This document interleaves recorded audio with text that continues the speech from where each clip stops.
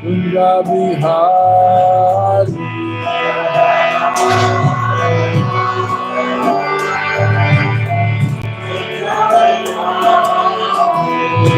Nira Ramadava Kunja Bihari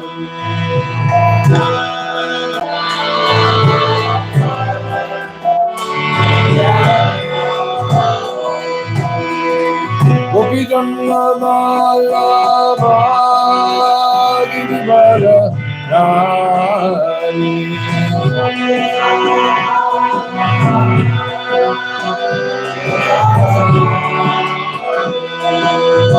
Gopi Janna Vallabha Girivara Dhari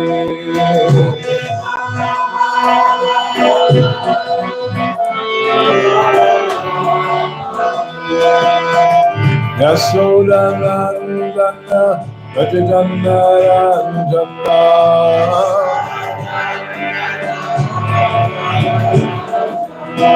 Yasoda Nandana Rajananda Ranjana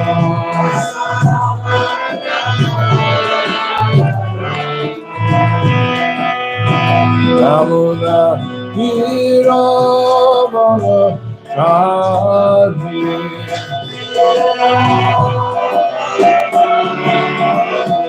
Amuna Dhiro Chari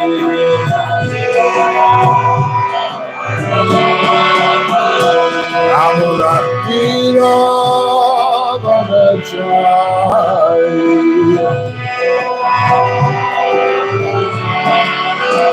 Amuna Dhiro Chari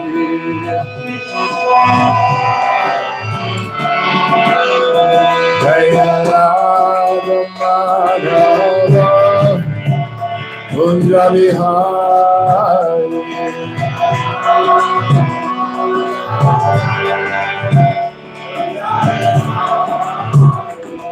Nira Madhava Kunja Bihari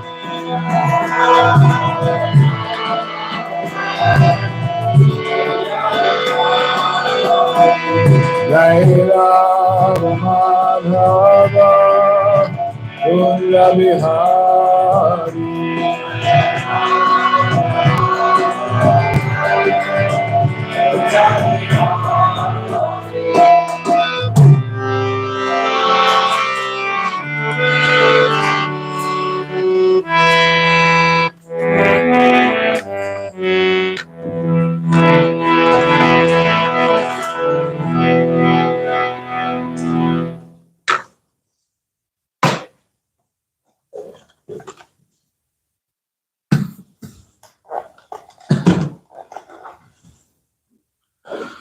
Om Jnana Timirandasya Yananjana Shalakaya Chakshun Militam Jena Tasmai Sri Guruvehi Namaha Sri Chaitanya Manobhishtam Stapitam Jena Bhutale Swayam Rupagada Mayam Dadati Swapadantikam Vandeham Sri Guru Sri Juta Padakamalam Sri Gurun Vaishnavam Cha Sri Rupam Sagrajatam Sahagana Raghunathan Mitam Tang Sujivam Sadvaitam Savadutam Parijana Sahitam Krishna Chaitanya Devam Sri Radha Krishna Padan Sahagana Lalita Sri Vishakan Mitang Cha He Krishna Karuna Sindho Dinabandho Jagatpate Gopesha Gopika Kanta Radha Kanta Namostute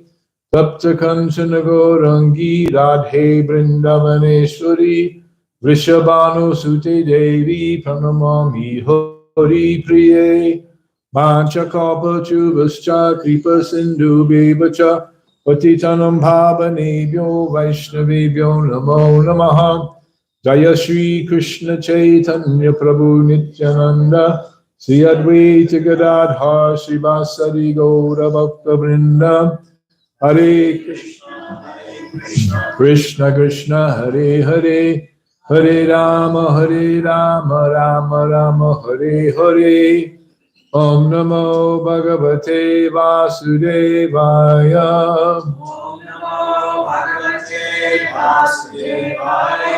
Om Namo Bhagavate Vasudevaya.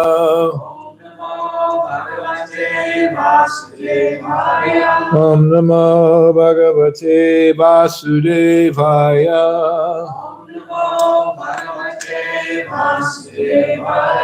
Narayanam Namaskritya Naram Chaiva Narotamam Devim Saraswatim Vyasam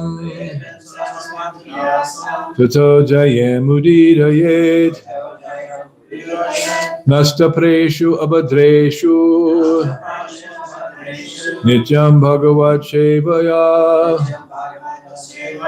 Bhagavad Yuttama Shloke Bhakti Bhavati Naistaki. Today is Thursday, February 20th. The 20th? I never know the date.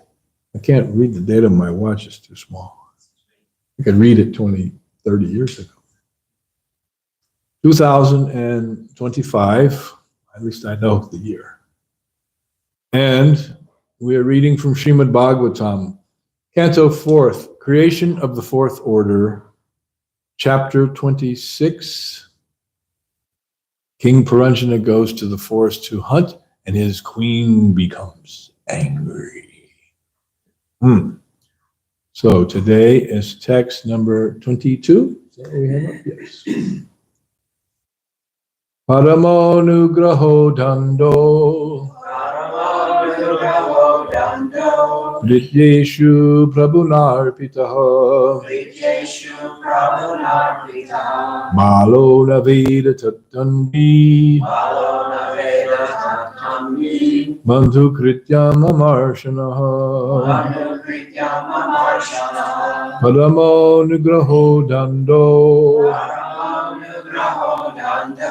Rityeshu Prabhunarpitaha Malo Naveda Tattanvi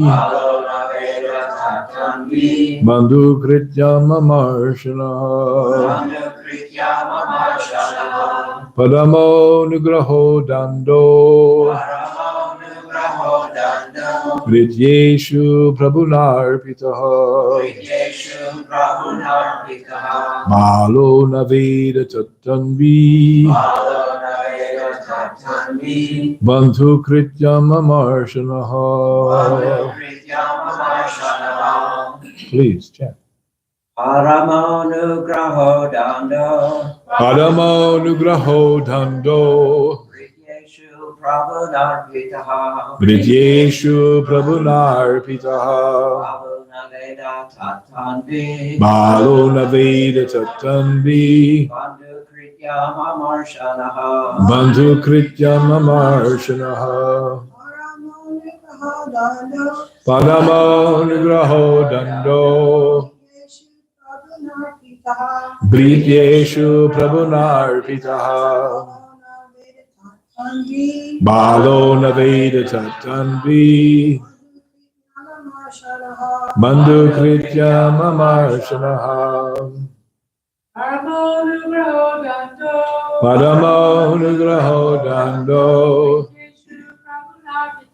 Brijeshu Prabhunarpitaha Balo Naveda Tattanvi Bandhu Krityam Amarshanaha. All right. Word for word, please repeat. Paramaha, Supreme. Anugraha, mercy. Dandaha, punishment. Rityeshu, upon the servants. Prabhuna, by the master. Arpitaha, awarded. Balaha, foolish. Na does not. Does not. Veda Veda. no. No. Tat Tat. that. That. Tanvi Tanvi. O slender maiden. O slender maiden. Bandhu krityam Bandhu krityam. the duty of a friend. The duty of a friend. Amarshanaha Amarshanaha. angry. Angry. Translation by His Divine Grace, Srila Prabhupada. This is Paranjana speaking to his queen, whose name I believe we do not know. Someone knows, please tell me. Intelligent. Yeah. No. That's what she is. No, I know. She's the intelligence. She represents the intelligence. That's correct. My dear slender maiden, I did. when a master chastises his servant, the servant should accept this as great mercy. Stuffing. One who becomes angry must be very foolish not to know that such is the duty of his friend. Okay, now please repeat. My dear slender maiden, My dear slender maiden. when a master chastises his servant, When a master chastises his servant, the servant should accept this as great mercy. the servant should accept this as great mercy. One who becomes angry One who becomes angry must be very foolish must be very foolish not to know that such is the duty not to know that such is the duty of his friend. of his friend. Purport by His Divine Grace, Srila Prabhupada.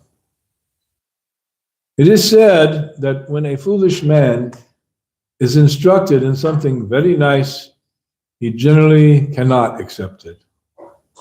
Indeed, he actually becomes angry.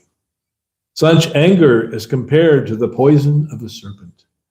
For when a serpent is fed milk and bananas, its poison actually increases. Instead of becoming merciful or sober, the serpent increases its poisonous venom when fed nice foodstuffs. Similarly, when a fool is instructed, he does not rectify himself, but actually becomes angry. Paramo nugraho dando vrityeshu prabhunarpitaha balo naveda tatanvi bandhu krityam amarshanaha. My dear slender maiden, when a master chastises his servant, the servant should accept this as great mercy. One who becomes angry must be very foolish not to know that such is the duty of his friend. Mukum karoti bachalam angam lagayati girim jat kripa tamaham bande sri gurum dinatarino. So this is very interesting. At least I find it very interesting. This type of instruction. But Srila Prabhupada has mentioned this in other places, in both his writings and his conversations. And it actually is a quite similar to the instructions of Sri Chanakya Pandit, the great moralist and teacher of practical knowledge. In one sense, Chanakya Pandit is kind of the Machiavelli of the Vedic culture. And indeed, when Alexander the Great invaded India around 300 BC, at that time the emperor was the Maurya, from the Maurya dynasty, Maharaj Chandragupta, and Chanakya Pandit was his prime minister. And of all the places, Alexander the Great, he was called the Great because he would always conquer everything and everyone wherever he went. And he worked his way from Macedonia, which is near northern part of Greece. Actually, our good friend Panchagoda, the temple president in Sri Vrindavan, he's Macedonian by ethnic heritage.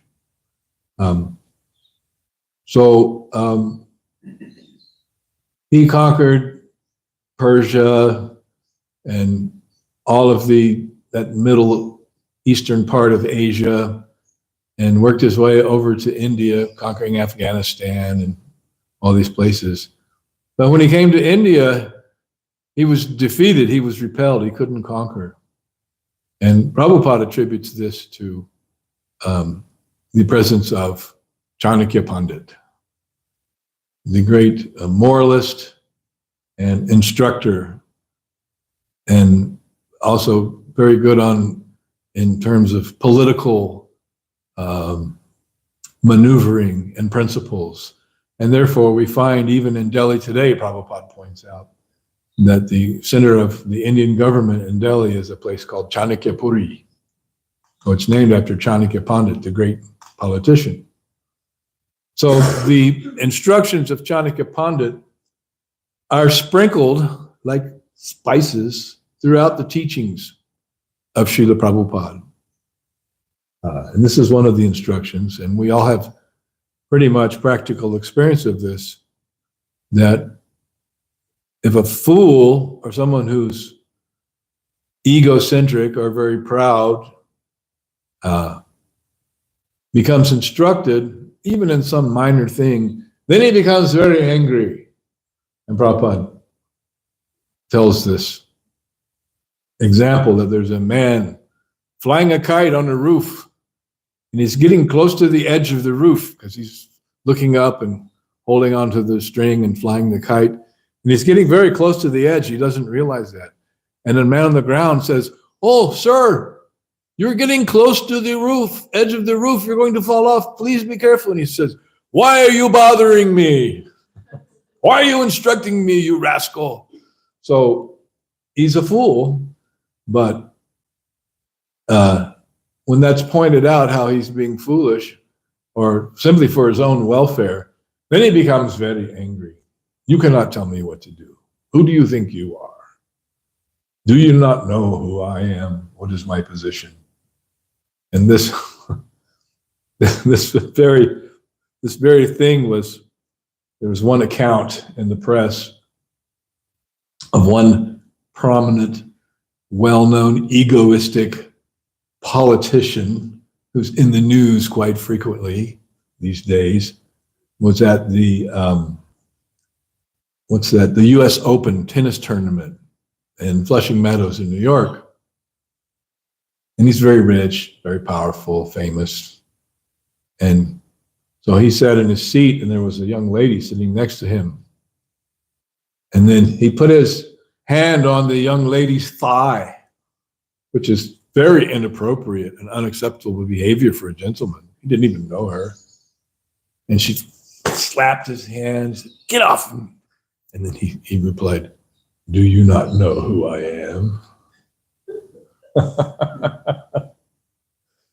So, and that took place quite some time ago, and is a sort of a well-known incident. Still, the people worship him. And we see the results of that. And this will be, I'll further elucidate this. So I'm going to read from my shloka book some examples of Chanakya Pandit's moral instructions and other instructions. And as well, there's also a section with some Bengali proverbs. And these all come from the teachings of Srila Prabhupada, by the way, who's referred to them in different times in different places. So it is not concoction. It is parampara coming from Srila Prabhupada. That's very important. But I will mention one incident that occurred to me, that happened to me. I was visiting some devotees in Stone Mountain, Georgia, near Atlanta. And they have a house there. They had a house. That devotee has since passed away. Actually, he had never been to India, and he was joined in the late 60s.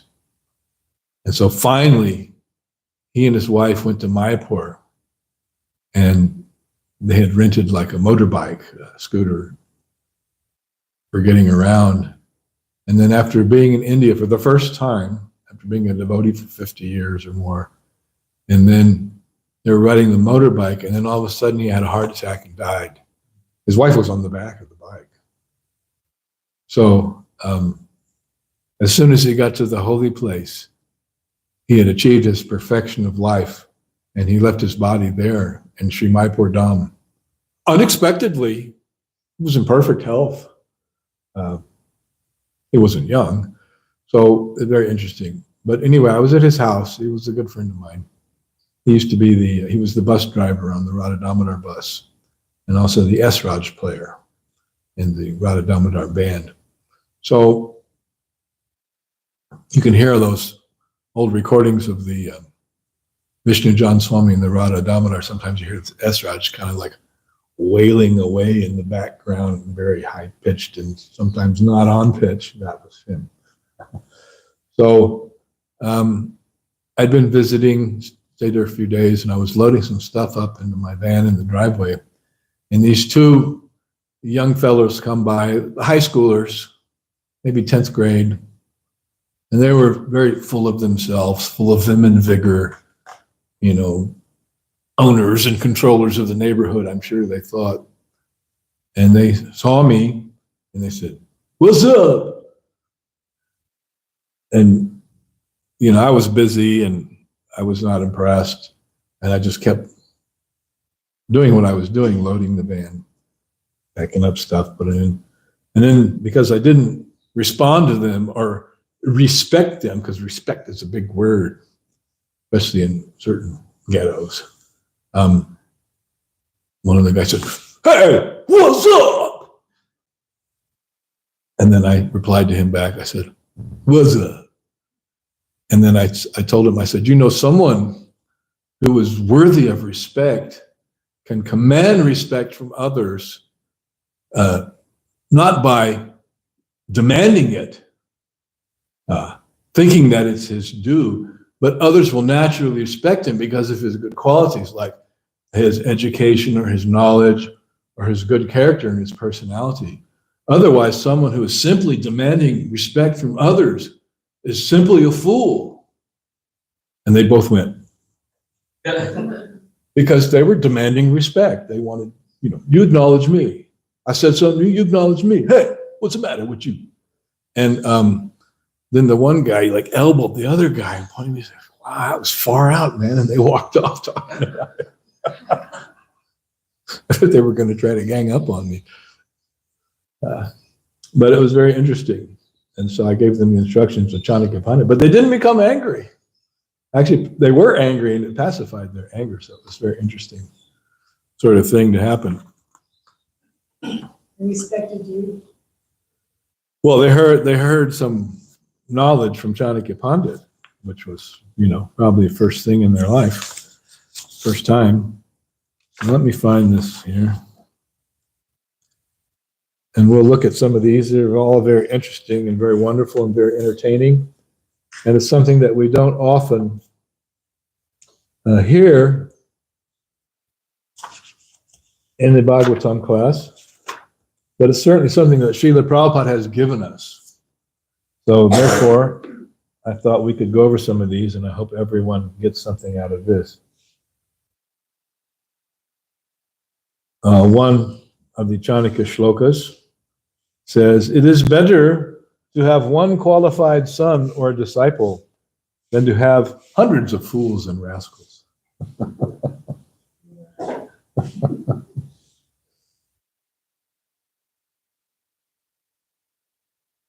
This duration of life can be finished at any moment, but if you're a qualified man, then your qualities will be remembered for many, many thousands of years. Chanakya often emphasizes education and learning in his instructions. And in the Vedic culture and in India, people who are learned or educated in the Shastra, they are highly respected because of that learning. That means they've invested themselves in that. And so, that one who is not educated, his life is vacant. A home without children is zero. Turning to places where there is no friend or devata is useless. But if one is poor, then everything is zero. He is not extolling the glories of poverty. Although, interestingly enough, Chanakya Pandit himself He was the prime minister, the chief minister and advisor of Maharaj Chandragupta, yet he refused to live in the palace. Generally, the prime minister is given very nice facilities and lives a very luxuriant life, same as the king. But he refused, and he lived outside the palace in a little thatched hut because he was a learned Brahmana and not attached to any type of sense gratification. Sort of a Sudama Brahmana type of character, but very learned. And then this next one follows up on that poverty concept. If one is poverty stricken, all his good qualities become null and void. So what happens to poverty stricken people? Like we see in this neighborhood, many characters who are poverty stricken and who appear to be devoid of all good qualities. Mostly they're very dirty, and they're interested in stealing, and they make a mess wherever they go. They try to turn every place into a very scuzzy place.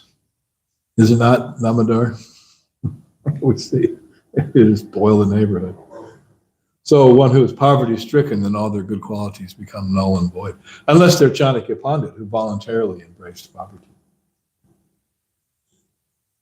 Here's another nice verse from Chanakya Shloka number 10. Where a rascal is not worshipped, where foodstuffs are kept very carefully, and where there is no fight between husband and wife, there the goddess of fortune is always present. We have to remember never to fight. And then the goddess of fortune will be always present, and in the temple, Radharani will bless everything and everyone, where there is no quarreling.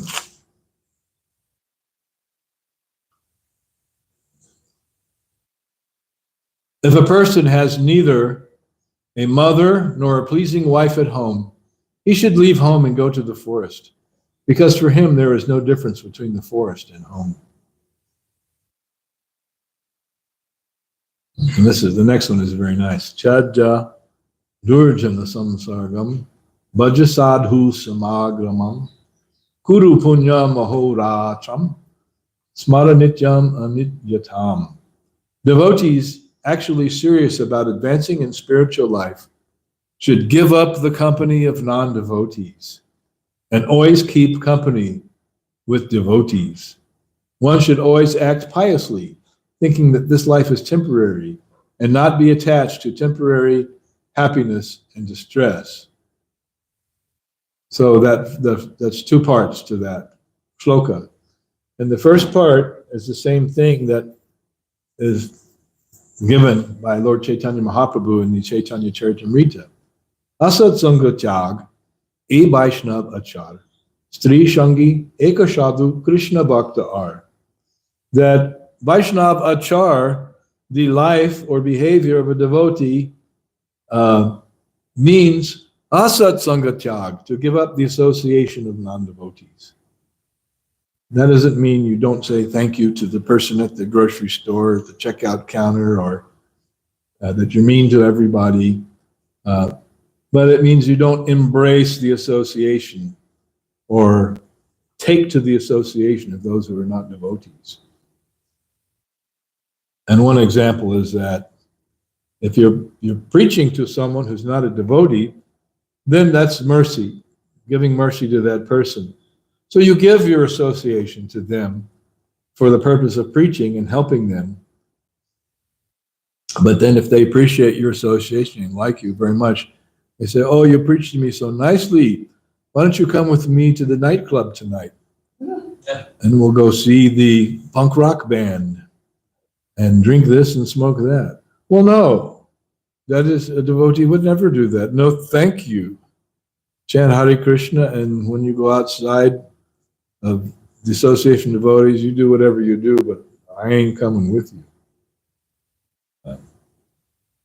And our old friend used to be known as Gyanadas. Now he's a sannyasi. I forget his sannyas name. He was initiated outside of ISKCON as a sannyasi.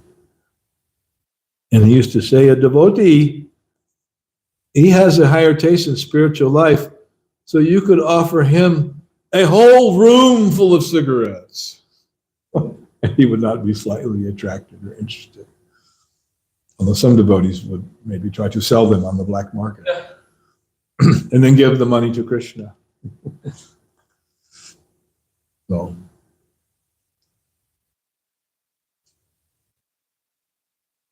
and then here's the shloka from today's verse and purport.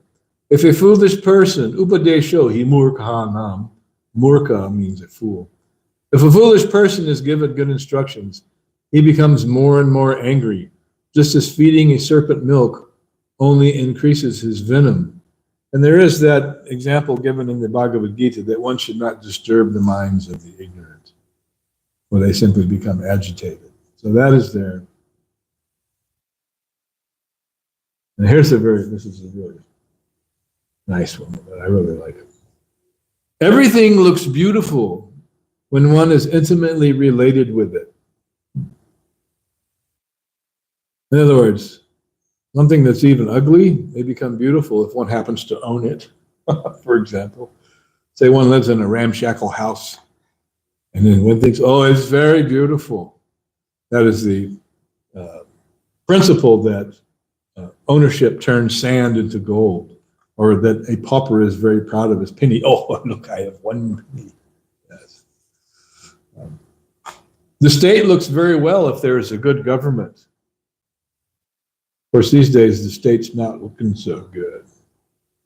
The cuckoo bird is beautiful because of its sweet voice. Similarly, a woman becomes beautiful by her chastity and faithfulness to her husband. In other words, that beauty is the beauty of the character and not just the beauty of the makeup and the clothes and this and that. But the beauty is shining forth from within by the good qualities. The sky becomes beautiful in relationship with the moon. The beauty of a saintly person is his forgiveness. But if a person, however ugly, is a learned scholar, that is his beauty. We have heard that Srila Vyasadeva, who compiled all the Vedas, he was a frightfully ugly person, very forbidding in his looks. And therefore, when the lady that was sent to him for procreation saw him, she closed her eyes in fright, and thus Dhritarashtra was born blind. So Dhritarashtra is actually the son of Vyasadeva. And here's a good one for dealing with the world at large. If somebody is very cunning, you should also be cunning. And Srila Prabhupada exhibited this, especially in relationship to Mr. Nair, who had sold him the land in Juhu, but was simply trying to cheat Prabhupada. But Prabhupada was more expert, and he got the land, even though Nair tried to cheat him by taking a down payment and then creating all these manipulative situations. Oh, you have to do this. Oh, you have to do that. And he tried to run Prabhupada off the land, but Prabhupada would not budge. Prabhupada was up for a good fight. And then when Mr. Nair passed away, Prabhupada says, yes, Krishna has killed that demon. He said, but it was a good fight. And then the glory was that the Juhu temple was built there, a very wonderful place, which you should visit if you ever get the chance. And here's an interesting one. A father is an enemy when he is too much in debt. A mother is an enemy if she marries for a second time. Anybody ever have a stepfather? I did. A wife is an enemy when she is very beautiful. Why is that? Why would a beautiful wife be an enemy? Because there's other men after her. And a son is an enemy when he is a foolish rascal.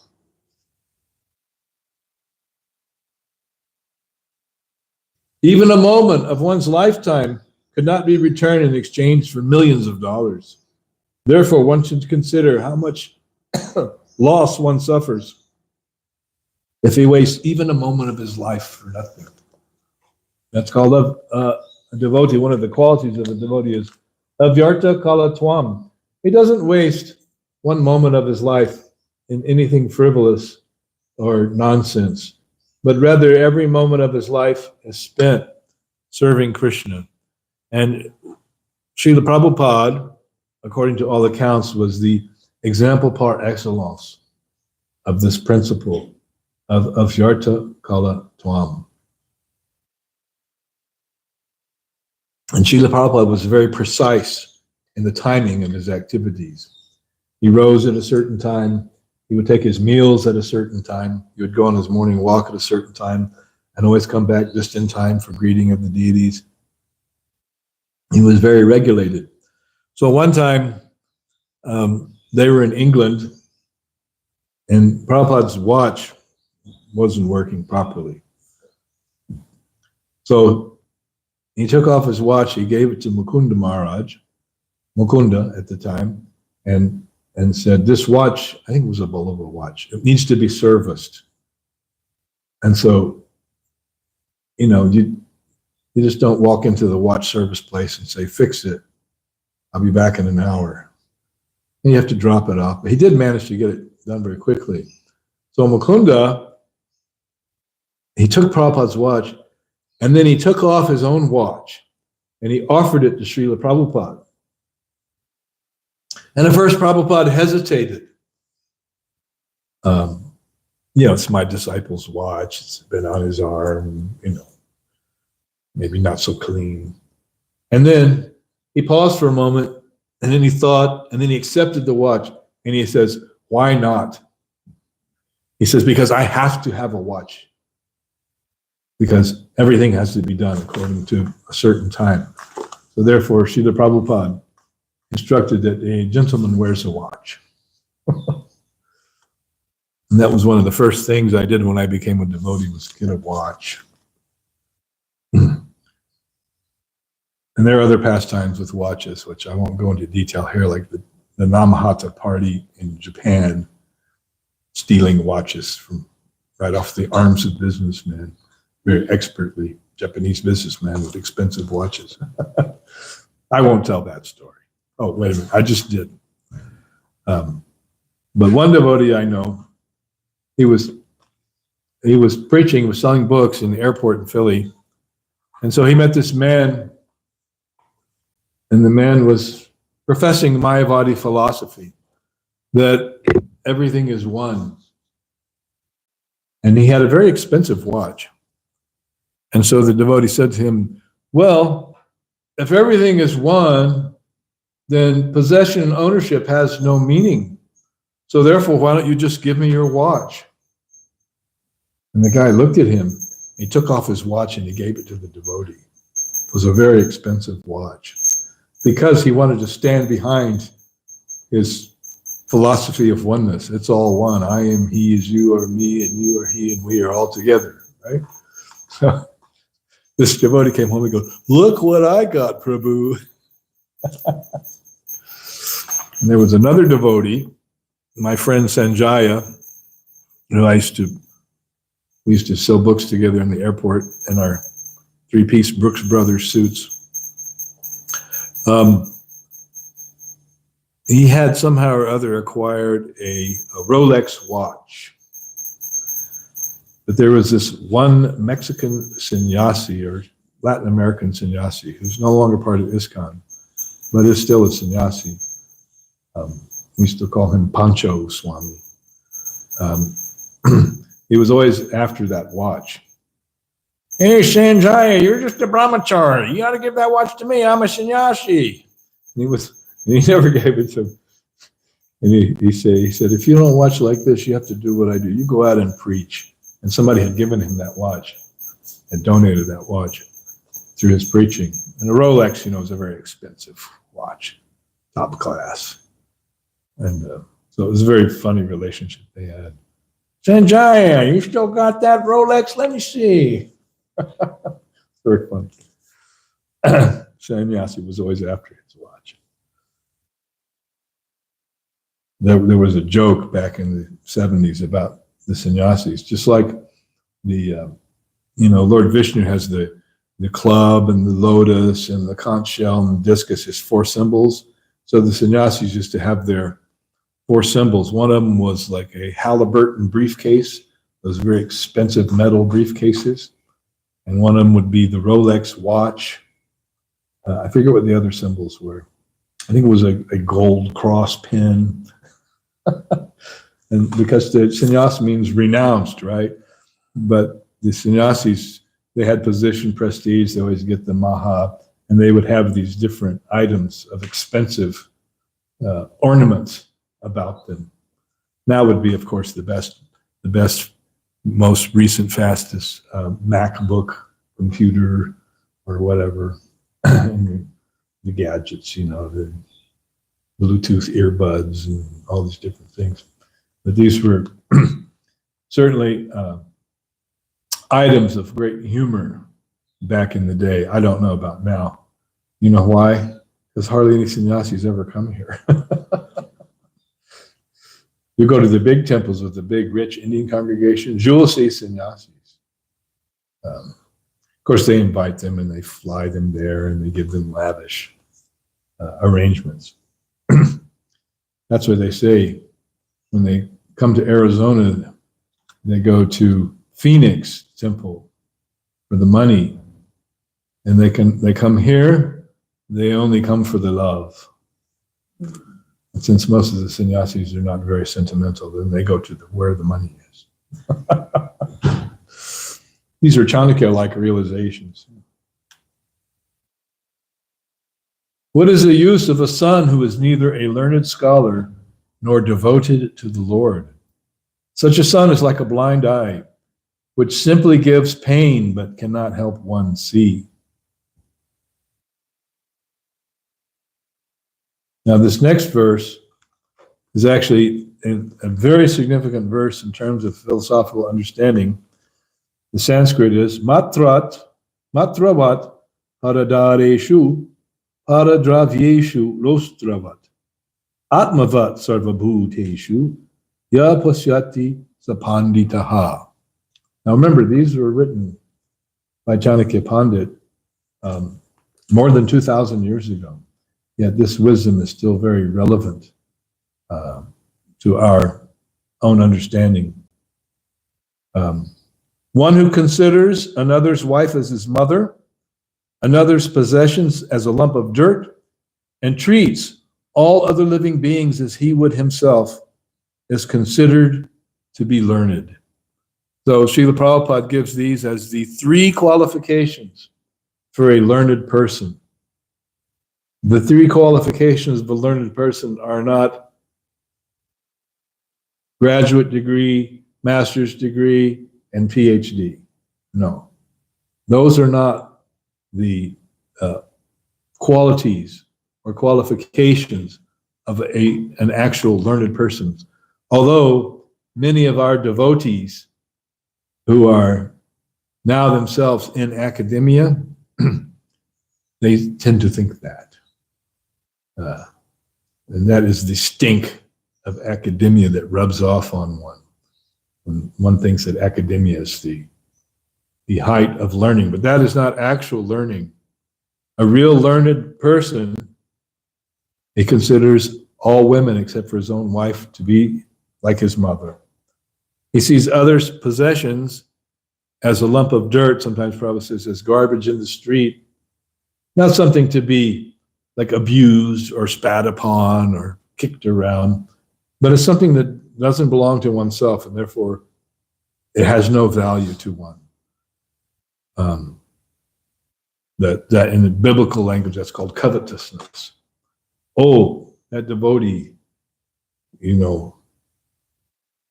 has a nice car. I wish I had a car like that. Covetousness or enviousness, jealous. But he is not attached to the possessions of others. And he treats other living beings as he would want to be treated himself. Or in other words, has sympathy and compassion for the suffering of others. That is a truly learned person. And those are the moral qualifications of one who is actually learned. Very sobering words and very deep concepts that are meant to be embraced by those of us who live in the shelter of the Krishna consciousness movement. Let's see. If there is one moon, that is sufficient to dispel the darkness. What is the use of millions of stars? And Srila Prabhupada said that in terms of his devotees. If I had one moon, then I can conquer the world. So it was very interesting. The moon is brighter than all the stars put together. So it has great value. And Bhaktisiddhanta Saraswati used to say that if I could just convince one person to become Krishna conscious, then, and that person would become a pure devotee, then my mission would be successful. And of course, he produced many Krishna conscious persons, and what to speak of Srila Prabhupada, who's making thousands and thousands and thousands of people Krishna conscious. So how successful is that? Instead of one moon, he has millions of moons.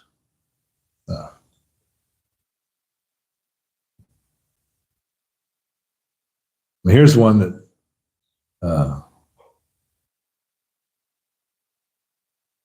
people don't like to hear. If you pat your subordinate, then it will increase the faulty habits. And if you chastise, then they will improve. And then someone becomes very upset if they get some instruction or chastisement from a superior person, a person in a either more elderly or senior position. And they think, oh, he chastised me, he's such a rascal. And they will increase their faulty habits.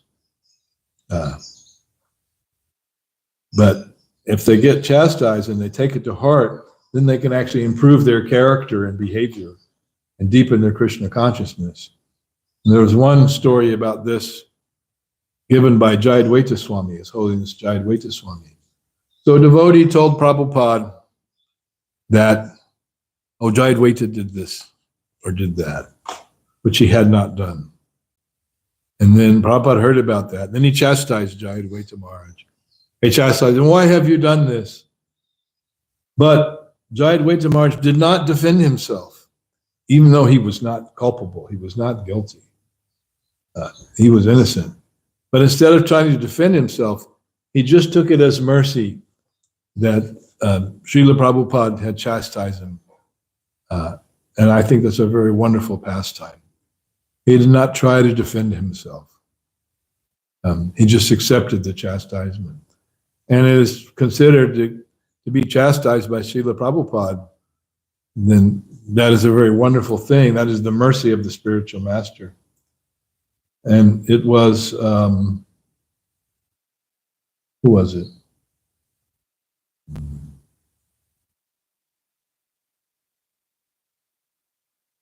Was it Advaita Charya or Srivas Thakur? I think it was Advaita Charya. Because he was senior to Lord Chaitanya was always praising him. But to junior people, Lord Chaitanya would chastise them and give them that mercy.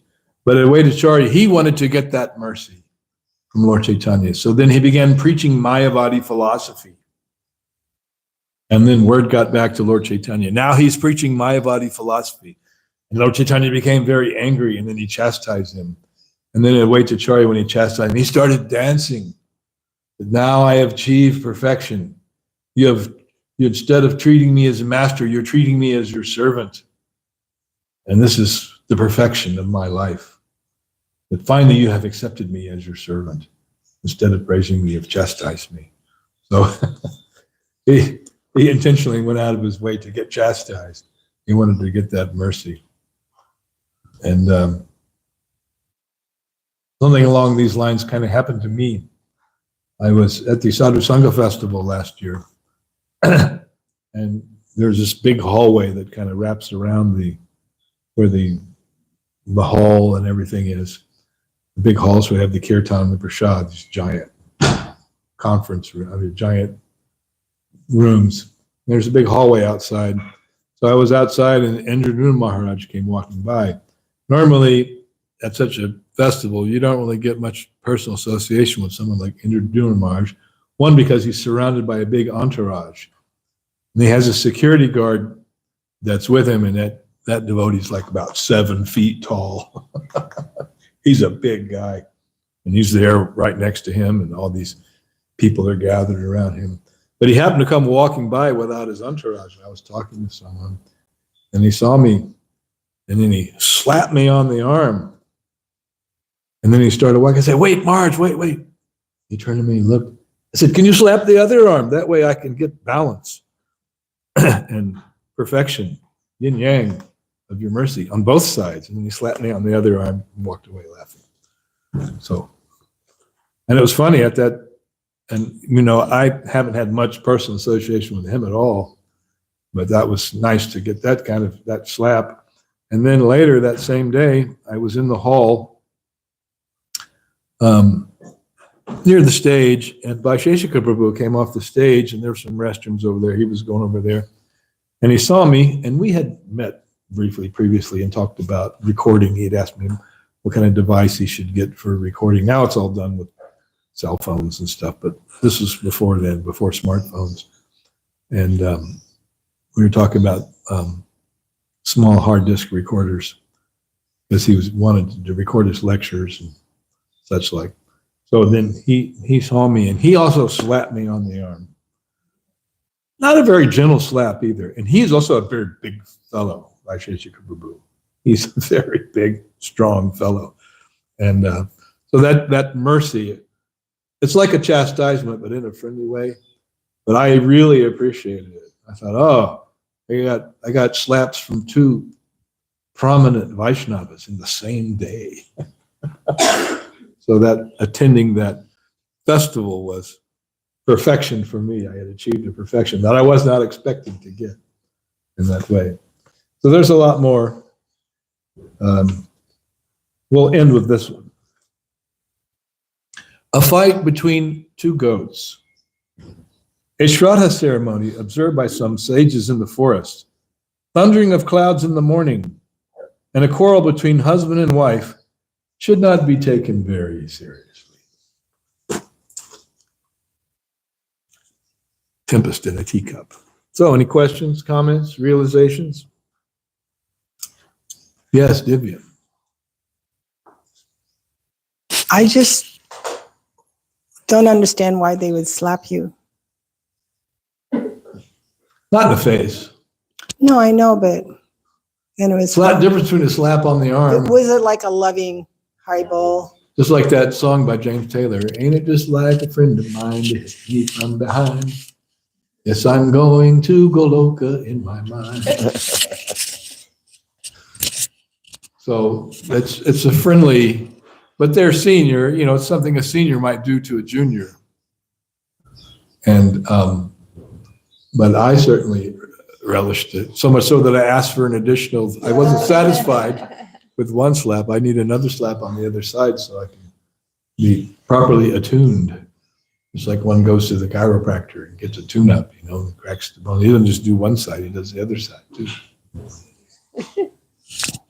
So it was given in that spirit. Certainly it was very friendly and warm, and it was taken in that spirit. Anyone else?